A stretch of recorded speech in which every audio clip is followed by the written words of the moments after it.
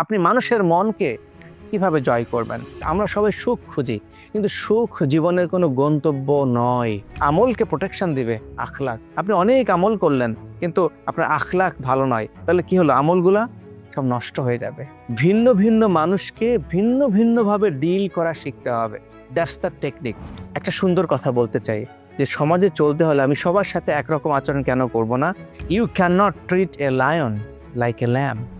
আপনি যদি আপনার ক্যারিয়ারে ইমপ্রুভ করতে চান, বিজনেসে গ্রো করতে চান, you must learn how to adapt your communication style. Not necessarily সবাই যুক্তি তর্ক পছন্দ করবে। Somebody might need your love. So যুক্তি দিয়ে সবকিছু জেতা যায় না, যেটা ভালোবাসা দিয়ে, মহাব্বত দিয়ে জেতা যায়। এই বইতে একটা পদ্ধতির কথা বলা হচ্ছে। এই পদ্ধতি হলো যে প্রেইজ, কারেক্ট অ্যান্ড প্রেইজ, অর্থাৎ শুরুটাই প্রশংসা করুন, শেষেও প্রশংসা করুন। মাঝখানে গিয়ে আপনি ওই কথাটুকু বলুন, ওই পয়েন্টটা বলুন যে পয়েন্টটা তার ইমপ্রুভ করা দরকার। যে মন জয়ের শতপন্থা, 100টি উপায় বলা আছে এই বইতে, হান্ড্রেডস অফ ওয়েজ, যে আপনি মানুষের মনকে কিভাবে জয় করবেন।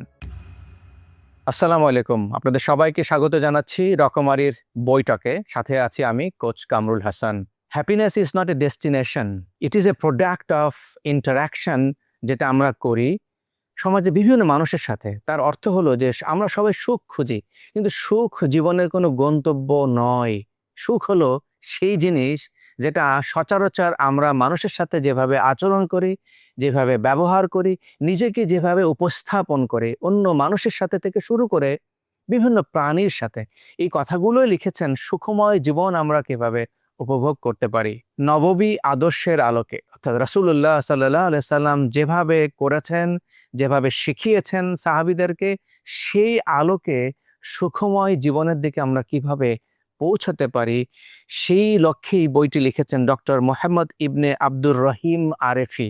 উনি একজন বিখ্যাত শায়েখ, প্রফেসর, আকিদা ও দ্বীন বিভাগ, King Saud University, Riyadh, Saudi Arab. বুঝতে পারছেন, লেখক একজন প্রথিতযশা শায়েখ। এবং এই বইটি সোশ্যাল ইন্টারাকশনের উপরে বেসড করে লেখা হয়েছে। অর্থাৎ আমরা সামাজিক প্রাণী হিসেবে যত রকম ইন্টারাকশন আমাদের করতে হয় 24/7, সেটা কিভাবে করব, কেন করব এবং কিভাবে করলে সেটা আকীদা সম্মত হবে এবং সেখানেই আমরা সুখ পাবো, সেটা একটা ম্যানুয়াল বলতে পারেন। কেননা সমস্ত কিছু রেফারেন্স এসছে হাদিস এবং কোরআনের আলোকে। আজকে এই আলোচনাতে আমি আপনাদেরকে 13টি স্ট্র্যাটেজিক পয়েন্টস দিব এই বইয়ের থেকে। শুধুমাত্র এই 13টি পয়েন্টও যদি আপনি নিজের জীবনে অ্যাপ্লাই করতে পারেন, আপনি খেয়াল করবেন যে আপনার চলা ফেরা, ওঠা বসা, আপনার গ্রহণযোগ্যতা অনেক ইমপ্রুভড হবে এবং আপনার আপনার চারিত্রিক গুণাবলী মোহনীয় হবে। আমরা যেটা বলি ক্যারিজম্যাটিক পার্সোনালিটি। সো আমরা দেখে নিই আজকে এই বইতে কি কি ধরনের টপিক ডক্টর আব্দুর রহিম আরিফি উল্লেখ করেছেন সুখময় জীবনের জন্য। ফর অ্যান এক্সাম্পল, উনি বলছেন যে ধাপে ধাপে কিভাবে নিজেকে ডেভেলপ করতে হবে। অর্থাৎ আমাদের প্রত্যেকের ভেতরেই যে অপার সম্ভাবনা রয়েছে, সেই সম্ভাবনাকে কিভাবে আমরা নারিশ করতে পারি, নারিশমেন্ট। এবং সেই জায়গাটায় সবচেয়ে বড় চ্যালেঞ্জ যেটা হয় আমরা সবাই জানি, বলেন তো কি? স্বভাব। যেটা বলা হয় যে যে কিভাবে আমি আমার হ্যাবিট তৈরি করব। কেননা ওই হ্যাবিট আসলে আমাকে তৈরি করে।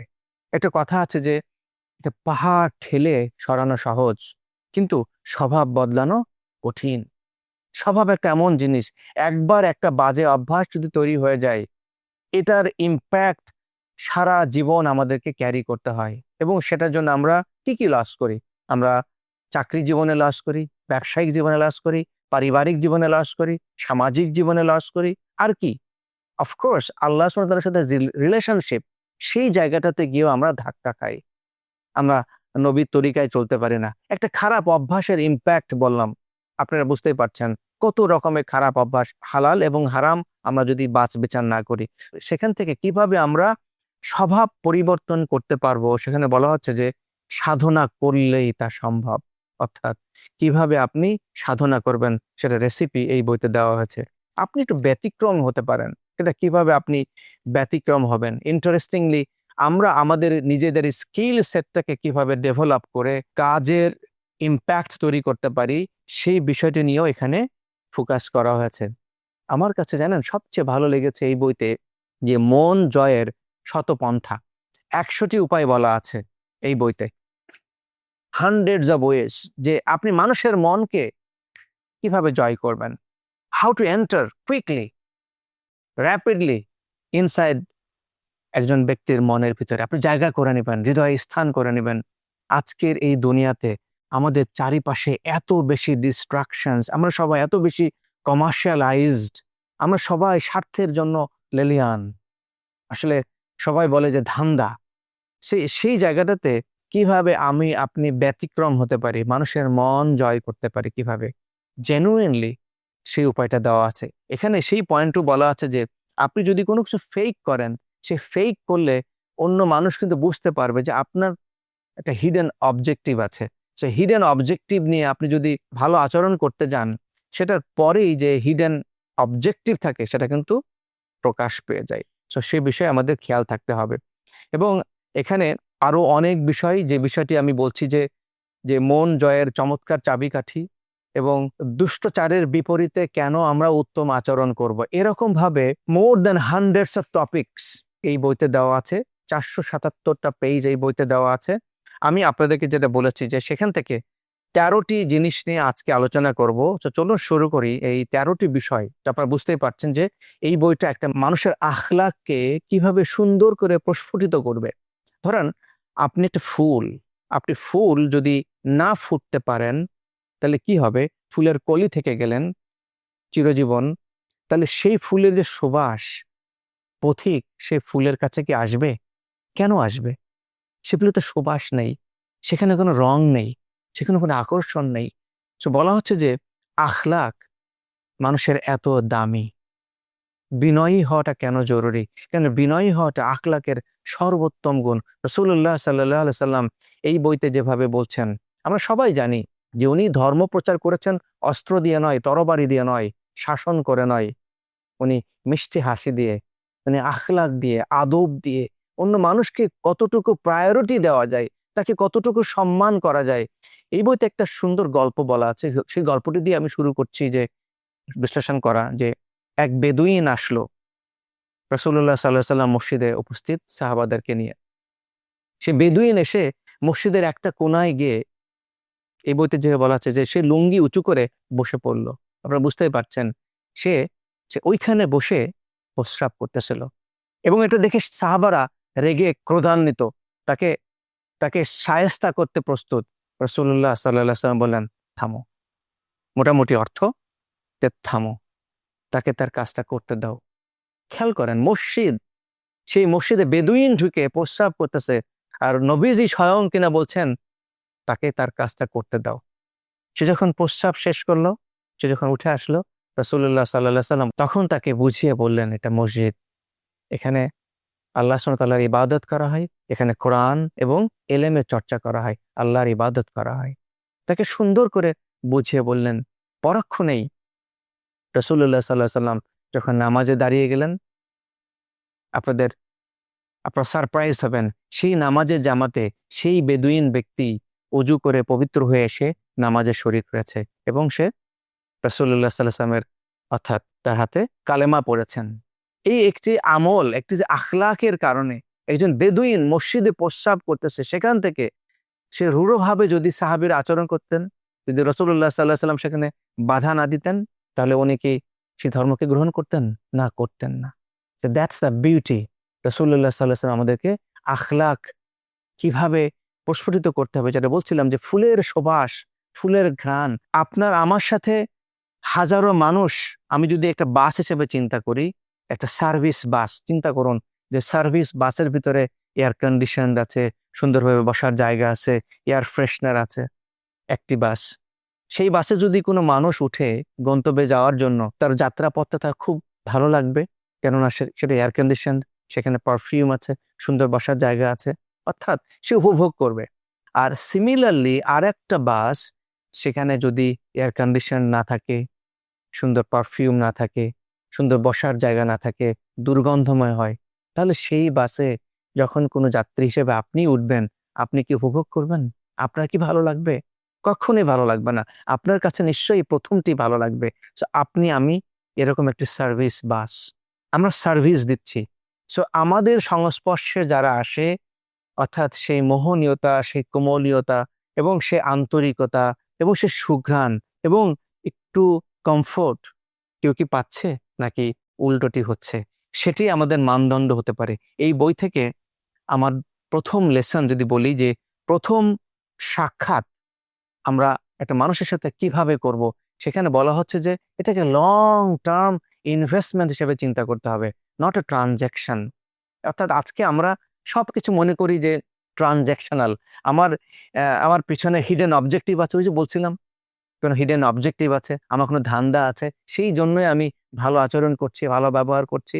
তা না হয়ে লং টার্ম ইনভেস্টমেন্ট, আল্লাহ সুবহানাহু ওয়া তাআলার সন্তুষ্টি, রাসূলুল্লাহ সাল্লাল্লাহু আলাইহি সাল্লাম যেভাবে আখলাক এবং যেভাবে ব্যবহার করতে বলেছেন, আচার ব্যবহার এবং সেটিই কিন্তু অমূল্য সম্পদ। ইবাদতের কোনো সময় বলা হচ্ছে যে আপনার ইবাদতকে প্রোটেকশন দিবে আমল, আমলকে প্রোটেকশন দিবে আখলাক। আপনি অনেক আমল করলেন কিন্তু আপনার আখলাক ভালো নয়। তাহলে কি হলো? আমলগুলা সব নষ্ট হয়ে যাবে। হিয়ার ইট ইজ আখলাক, the beauty of Muslim. So that's the first pillar. সেখানে আমি সেকেন্ড অবজেক্টিভ এর connected second pillar strategic lesson যে একটা মানুষের সাথে সাক্ষাতের ১ম ৩০ সেকেন্ডেই সেই ব্যক্তিটি আপনাকে মেপে নিবে, নিরূপণ করে নিবে যে আপনি কতটুকু ওয়ার্ম এবং কতটুকু আপনি তার মনের কাছাকাছি, মনের ভিতরে যেতে পারবেন। অর্থাৎ আপনার চলন, বলন এবং কথন এবং আপনার ভঙ্গি, এই সবকিছুই ১ম ৩০ সেকেন্ড, ওই যে বলে না যে বিড়াল ১মেই মারতে হয়। অর্থাৎ আপনি ১ম দেখাতেই, ১ম সাক্ষাতেই মানুষ আপনাকে গুণে নিবে। মানুষ কিন্তু আসলে আমরা কিন্তু সবাই জাজমেন্টাল, আমরা জাজ করবই। এটা জাস্ট মানুষ করবেই। সো ১ম ৩০ সেকেন্ডেই আপনাকে এপ্লাই করতে হবে আপনার মোহনীয়তা, আপনার কোমলীয়তা। মানুষকে আপনি কিভাবে গ্রিট করছেন, কিভাবে আপনি ওপেন তাকে ওয়েলকাম করছেন। So that's the pillar number ২।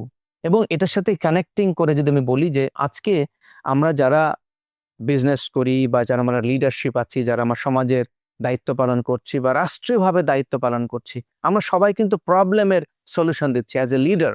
প্রবলেমটাকে solve করছি। কিন্তু একটা জিনিস জানেন মুশকিল হয়ে যায় যে একজন লিডার হিসেবে বা অফিসিয়াল বস হিসেবে কোনো সমস্যা সমাধান করার জন্য ১ম শর্ত, হিয়ার ইট ইজ, ১ম শর্ত হলো যেটা এই বইতে বলছে যে অন্যের জুতোর ভিতরে পা দিন। Put your leg into the other shoes. অন্যের জুতার ভিতরে নিজের পা দিলে কেন? সেই জুতোর ভিতরে কমফোর্ট নাকি ডিসকমফোর্ট আপনি তখনই বুঝবেন। হোয়াট ইফ সে জুতোর ভিতরে একটা আলপিন আছে? তাহলে আপনি পা দিলে বুঝবেন যে আলপিনের ব্যথাটা কি। খেয়াল করছেন? কিন্তু আমরা যদি ওই জুতোর ভিতরে পা না দিয়ে সেখানে সলিউশন দেওয়ার চেষ্টা করি, আমি তো সে পেইনটাই বুঝবো না। আমি তো জানবোই না what's happening inside the shoes, how it looks like. So শুধুমাত্র command from the outside it doesn't work. So empathy is an weapon. অর্থাৎ আপনি আপনার ভিতরে সহমর্মিতা থাকতে হবে এবং এই সহমর্মিতা থাকতে হলেই ওই প্রবলেমটার রুটে যেতে হবে। সেজন্যই যেটা বলা হচ্ছে যে you can not influence someone until you understand their world. আপনি কাউকে ইনফ্লুয়েন্স করতে পারবেন না, প্রভাবিত করতে পারবেন না যতক্ষণ না পর্যন্ত তার বিশ্বটার ভিতরে কি ঘটছে, কি চলছে।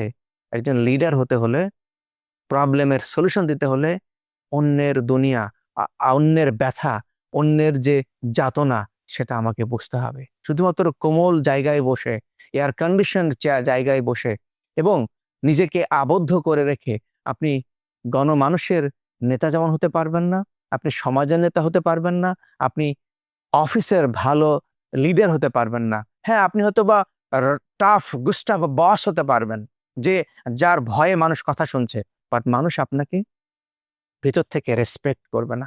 মানুষ আপনার পজিশন দেখে আপনাকে হয়তোবা ভয় পেতে পারে। খুব সুন্দরভাবে এখানে বলা হচ্ছে mastering tactical empathy, tactical empathy.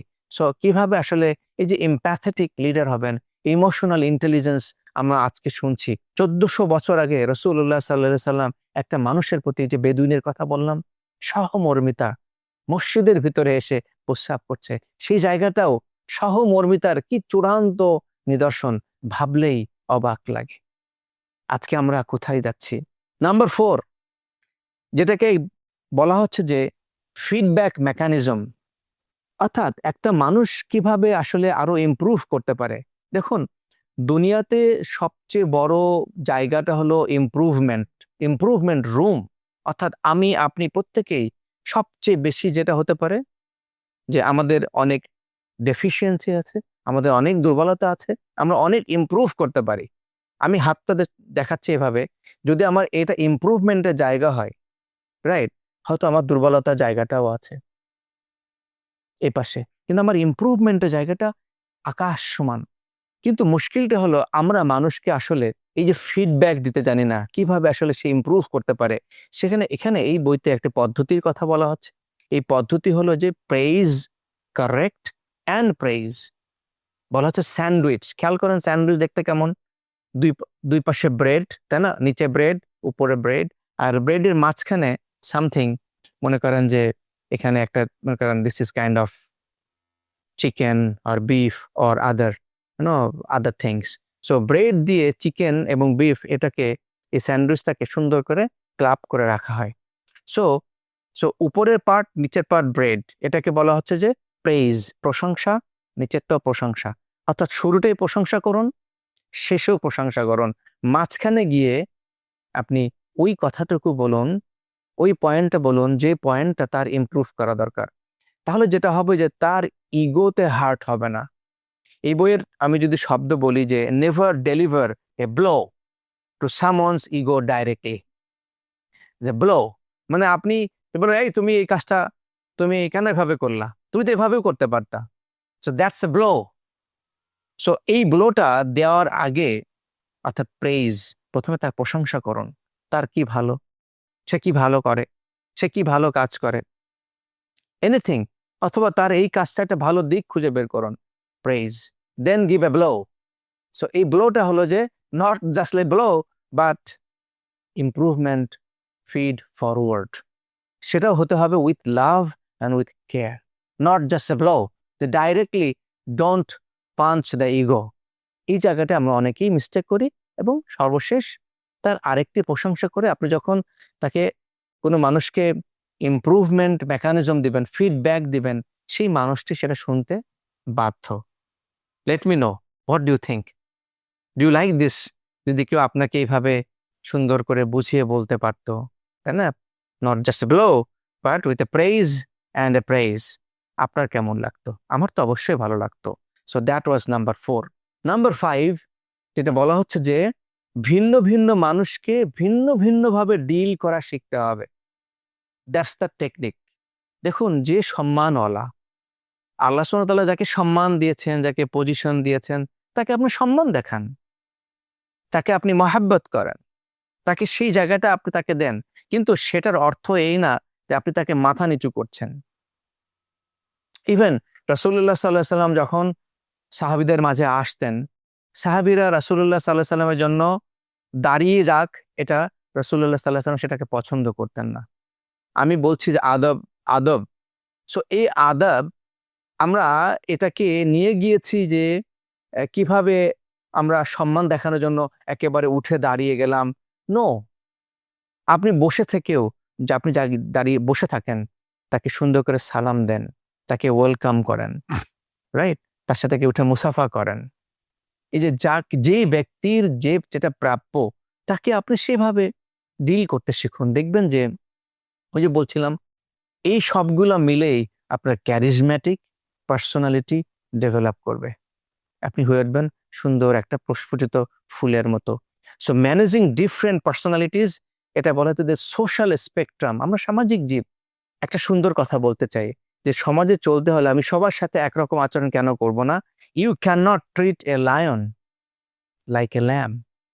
আপনি একটা লায়নকে কি একটা ভেড়া বা একটা খাসির মতো যেভাবে তাকে যেভাবে তার কাছে যাবেন, তাকে আদর করবেন, একটা লায়নকে কি সেভাবে আপনি তার কাছে যাবেন, তার গলায় হাত দিবেন, তাকে আদর করবেন? Is it possible? No, it's not. So treat it accordingly. So lion, so you got to be careful about the lion. The lamb, yes, you can go closer. So that's the beauty of knowing. এটাকে আমরা বলি যে, যেহেতু আমি public speaking coach, public speaking প্রশিক্ষণ দেই, training দেই, যে এটাকে আমরা বলি যে অ্যাডাপ্ট ইউর কমিউনিকেশন স্টাইল। আপনার কমিউনিকেশন স্টাইলটাকে অ্যাডাপ্ট করুন। দেখুন, কেউ হয়তো বা, আমি একটা মেথড শেখাই অনেক সময়, এটা বলে VAK, ভিজুয়াল, অডিটরি অ্যান্ড কিনেস্থেটিক। তার মানে কোনো মানুষ ভিজুয়ালি দেখতে পছন্দ করে ছবি। মনে করুন যে এই বইটা এসে ভিজুয়াল, আপনি দেখতেই পাচ্ছেন না, সুন্দর, রাইট, ভিজুয়াল। আর আমি যে শব্দগুলো বললাম এটা হলো অডিটরি। কেউ হয়তো বা এটা দেখে সে অ্যাকসেপ্ট করবে, কেউ হয়তো বা আমার এই শব্দ শুনে কেউ অ্যাকসেপ্ট করবে, কেউ হয়তো বা আমার সুন্দর, তার সাথে গিয়ে হ্যান্ডশেক করলাম, তার কাঁধে একটু হাত দিলাম, হ্যাঁ, এবং তার সাথে আন্তরিকতাপূর্ণ ব্যবহার করলাম, এটাকে বলি কিনেস্থেটিক, দ্য ফিলিং ওরিয়েন্টেড। এই যে adapting the communication, this is very vital. আপনি যদি আপনার ক্যারিয়ারে ইমপ্রুভ করতে চান, বিজনেসে গ্রো করতে চান, you must know, you must learn how to adapt your communication style. সেটা সুন্দর বইতে বলা আছে, ডিটেইল করা আছে যে সামওয়ান নিড লজিক। হয়তো কারো যুক্তি দরকার, তাকে আপনি যুক্তি দেন, বাট নট নেসেসারিলি সবাই যুক্তি তর্ক পছন্দ করবে। Somebody might need your love, your emotion. So যুক্তি দিয়ে সবকিছু জেতা যায় না, যেটা ভালোবাসা দিয়ে, মহাব্বত দিয়ে জেতা যায়। সো সেই জিনিসটুকু আমাদেরকে রপ্ত করতে হবে। পয়েন্ট নাম্বার 6, আমার 13টি পয়েন্টের 6 নম্বর পয়েন্ট হলো যে অন্যকে ইমপ্রেস করতে হলে যে তার স্মল ডিটেল আপনাকে জানতে হবে। ফর এন এক্সাম্পল, আপনি তার নাম, তার মেবি তার ডেট অফ বার্থ, মেবি তার ম্যারেজ অ্যানিভার্সারি, মেবি তার চিলড্রেন্স নেম, মেবি তার বাচ্চারা কোন স্কুলে পড়াশোনা করে, এই যে ছোট ছোট ডিটেল যখন আপনি জানবেন, দেখবেন যে আপনি সহজেই কোনো মানুষকে ইমপ্রেস করতে পারবেন। মানুষ ভাববে, আরে সে আমার বাচ্চার নাম জানে, সে আমার বাচ্চা কোন স্কুলে পড়ে, এবং আমার ম্যারেজ অ্যানিভার্সারি জানে, অথবা আমার বার্থ ডেট জানে। এই যে স্মল ডিটেল যখন আপনি জানবেন, তখন আপনি খুব সহজেই অন্যের ভিতরে ওই যে ক্যারিজম্যাটিক পার্সোনালিটি, এটা কিন্তু অটোমেটিক তো তৈরি হবে না। So you have to learn, you have to apply. এই যে application, these are the tools. তাহলে পার্সোনাল রিকগনিশন করুন, তার ছোট ছোট ডিটেলগুলোকে স্মরণ করুন। সো এটা হলো নাম্বার 6। 7 নাম্বারটা, এটা আমাদের ইসলামিক শরিয়া অনুসারে খুবই খুবই ভালো একটা গুণ, অর্থাৎ মানুষের ছোট ছোট দোষগুলাকে লুকিয়ে রাখা। আজকে তো আমরা পারলে ছোট দোষ কেন, বড় দোষগুলাকেও আমরা পাবলিক করে দেই, প্রকাশ্যে ডিবেট করি, ঝগড়া করি। তো দোষ না, আমরা যেইটা নাই অপবাদ দিচ্ছি, তাই নয় কি? আমরা অপবাদ দিচ্ছি। এখানে বলা হচ্ছে যে আপনার ভিতরে যদি সেই যোগ্যতা থাকে, সেই গুণ থাকে, যে আপনি মানুষের, আপনার চারিপাশে যারা আছে তাদের ছোট ছোট দোষগুলোকে লুকিয়ে রাখেন, খেয়াল করবেন, সেই মানুষটি আপনাকে নিরাপদ ভাবতে শুরু করবে, আপনাকে আপন ভাবতে শুরু করবে, যে এই মানুষটির কাছে আমি সেফ, আমি নিরাপদ। সে আমার লেগ পুল করবে না, সে আমার দোষগুলোকে টেনে উপরে তুলবে না। অপবাদ দেওয়া তো পরের কথা, অনেক দূরের কথা। What a beautiful, what a beautiful lesson, যে আমরা যদি অ্যাপ্লাই করি, তাহলে এই মানুষগুলা, যেটা বলা হচ্ছে যে সেন্স অফ সেফটি, মানুষ আপনাকে এই সেন্স অফ সেফটির উপরে নির্ভর করে সে আপনাকে বিশ্বাস করবে অথবা আপনাকে অবিশ্বাস করবে। সে আপনার জন্য জীবন দিবে অথবা জীবন দিবে না। সে আপনাকে, আপনার বিজনেসকে, আপনার অর্গানাইজেশনটাকে সে নিজের করে ভাববে, নাকি শুধুমাত্র দায়িত্ববোধের জায়গা, হ্যাঁ এটা আমার 9 to 6 রেসপন্সিবিলিটি, আমি শুধু এতটুকুই করব। যদি আপনি আপনার ভিতরে এই ছোট্ট কিন্তু পাওয়ারফুল, ভেরি পাওয়ারফুল, এটাকে যদি অ্যাপ্লাই করতে পারেন, অফকোর্স আল্লাহ সুবহানাহু ওয়া তাআলা আপনাকে জাযা খায়ের দিবে, that is definite. At the same time আপনি সেটা ফ্রুট পাবেন। I am talking about the fruit. সেই ফ্রুট আপনি দুনিয়াতেই ভোগ করতে পারবেন। So that's the beauty of Islam. এবং সেখানে 8 নম্বর পয়েন্টটি বলা হচ্ছে যে আপনি মানুষকে কতটুকু সফটলি তাকে কাউকে রিকোয়েস্ট করবেন। বলা হচ্ছে যে অর্ডার করবেন না, জিজ্ঞাসা করুন এই বইয়ের ভাষা অনুসারে, যে হোয়াট ইফ, যে হোয়াট ডু ইউ থিঙ্ক, তুমি কি এই কাজটা করতে পারো কিনা। It's a question. রাদার আপনি যদি বলেন, এই তুমি এই কাজটা করো তো, কেন তুমি তুমি কাজটা করবা, ইটস এ অর্ডার। সেখানে আপনি যদি একটু ঘুরিয়ে যদি তাকে প্রশ্ন করেন, এই তোমার কি মনে হয় এই কাজটাকে আমরা এভাবে করতে পারি কিনা? What do you think? তুমি কি এটা করতে পারো? If it is so, could you like to try? Would you like to try? So এই যে শব্দ চয়ন, অর্ডারকে রিপ্লেস করে কোয়েশ্চেন নিয়ে আসা, এটা একজন ব্যক্তিকে যেমনভাবে প্রভাবিত করে, ইনফ্লুয়েন্স করে, তেমনি গ্রহণযোগ্যতা বাড়ায়। এখানে দুটি শব্দ আমি বলতে চাই যে যখন কোনো মানুষকে সরাসরি অর্ডার করা হয়, সেই ব্যক্তির ভিতরে রেজেন্টমেন্ট তৈরি হয়। অর্থাৎ রেজেন্টমেন্ট মানে হলো যে একটা মানুষ একটা প্রতিরোধের দেওয়ালের মতো তৈরি হয়। কেন আমাকে বলল? কেন আমাকে অর্ডার করতে বলল? আর কোয়েশ্চেনস ব্রিড কোঅপারেশন। ব্রিড মানে হলো যে তৈরি হয়। তার ভিতরে অনুভূতির যা বীজ তৈরি হয় আপনি যখন কোয়েশ্চেন করতে শিখবেন। So let's practice that. আজকে থেকে আপনি খেয়াল করবেন যে আপনি কয়টা জিনিস আপনি অর্ডার করছেন, এই অর্ডারটাকে রিপ্লেস করুন। So always keep an I, যে আপনি আপনার চারিপাশে যখন কথা বলছেন, আপনার অফিসে, আপনার বিজনেসে, wherever, আপনার হাউসে, how many orders you are putting, replace them with questions. And that brings the number 9, very dangerous but very powerful. সেটি হলো যে জিহ্বাকে সংযত করা, টকলেস। অল্প কথা বলুন। আজকে আমাদের সমাজের ধ্বংসের মূল কারণ, one of the main reason is our tongue.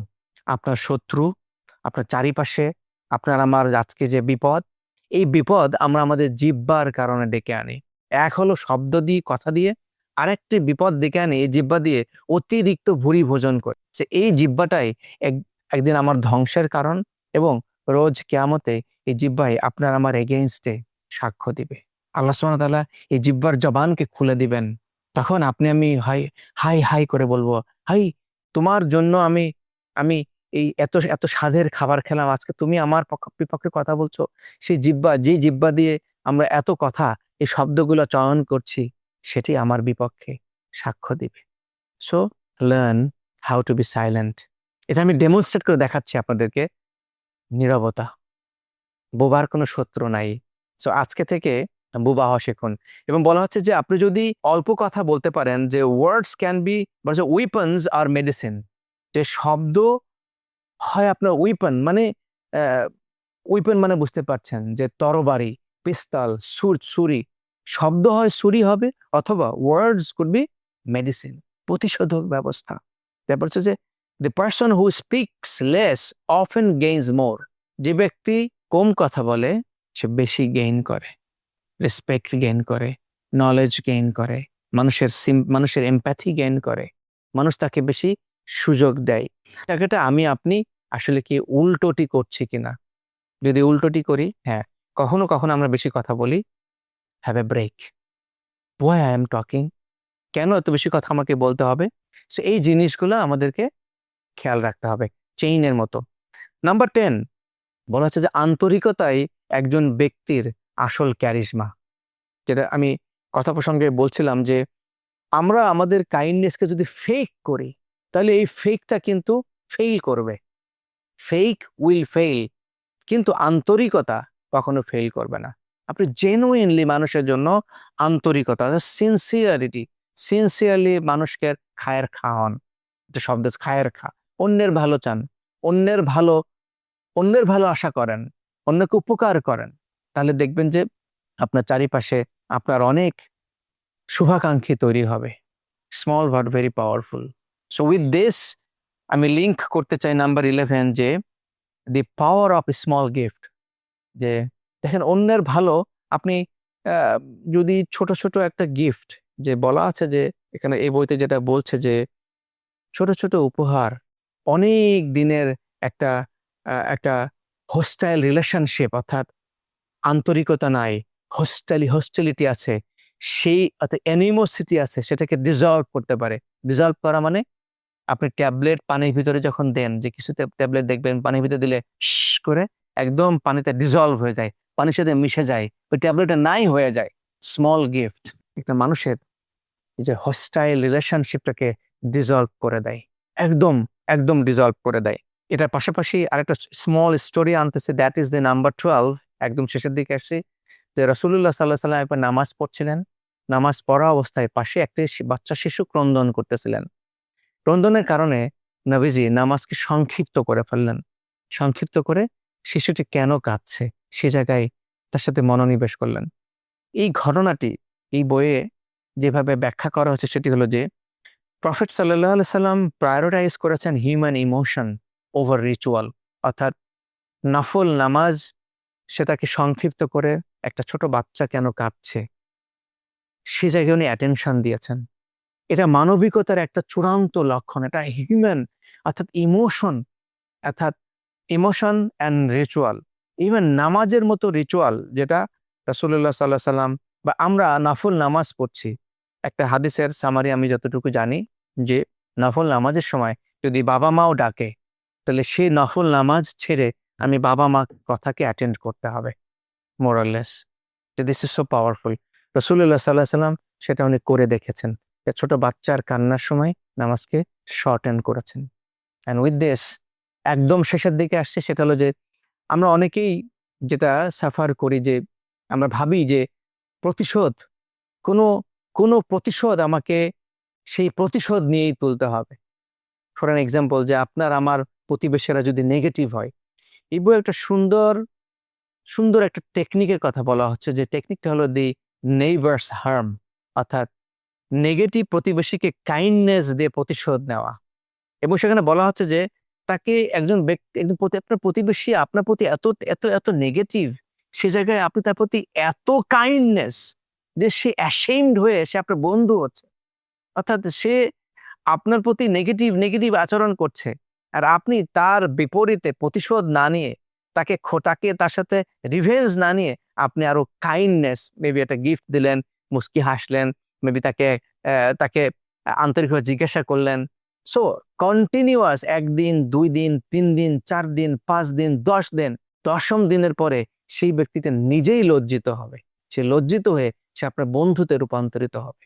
What a powerful!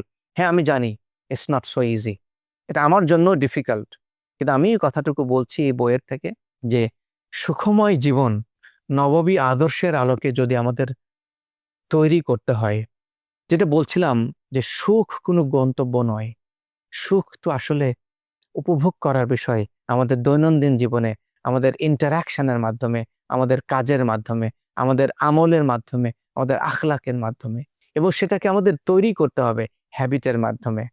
আমরা জানি যে হ্যাবিট যদি আমরা তৈরি করতে পারি, এই যে ছোট ছোট জিনিস, যে আমি রিভেঞ্জের এগেইনস্টে আমি মুচকি হাসি দিয়ে তার প্রতি একটা কাইন্ডনেস শো করছি, তার প্রতি আমি ভালো আচরণ করছি, ডিফিকাল্ট, বাট সেটাই সবচেয়ে উত্তম আখলাকের পরিচয় হতে পারে। এরকম ভাবেই ছোট ছোট আখলাকের মাধ্যমে, আজকে আমি 13টি বললাম, এই বইতে শতাধিক উপায়ের কথা বলা আছে। রকমারি থেকে আজই অর্ডার করুন, এনজয় ইয়োর লাইফ এবং সুখময় জীবন উপভোগ করুন। আর হ্যাঁ, এই 13টির কোনটি আপনার কাছে ভালো লেগেছে সেটা আমাদের কমেন্ট করে জানান। আমরা আপনার কমেন্ট জানার অপেক্ষায় থাকলাম, এবং শীঘ্রই আপনাদের সাথে আবার দেখা হবে রকমারির বৈঠকে। ততক্ষণ পর্যন্ত আপনারা সবাই সুখময় জীবন উপভোগ করুন। আসসালামু আলাইকুম ওয়া রাহমাতুল্লাহ।